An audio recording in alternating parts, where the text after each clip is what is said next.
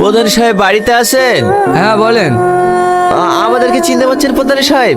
এই ভোটের সময় আমাদের বাড়িতে গিয়েছিলেন। ভোটের সময় কত বাড়িতে যেতে হয়, কি হয়েছে বলেন? আপনি বলেছিলেন না কোনো অসুবিধা হলে আপনাকে জানাতে।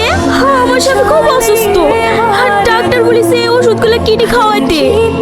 হ্যাঁ তো কিনবেন, আমার কাছে কেন এসছেন? এই ওষুধগুলো কিনতে 3000 টাকা মতো লাগবে।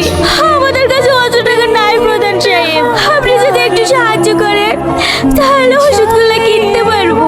আমি কিভাবে সাহায্য করবো?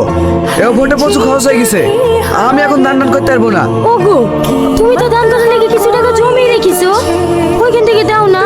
না না, ওটাকে আমি রোজা মাসে ইফতার দেওয়া লেগে রেখেছি, ওটাকে আমি দিতে পারবো না। সে তো একই ব্যাপার, এখন দিলেও যা আর রোজার মাসে দিলেও তাই। যা বোঝো না তাহলে বেশি বইকো না, রোজার মাসে দিলে বেশি নাকি? আপনারা এখন আসেন, আমার কাজ আছে।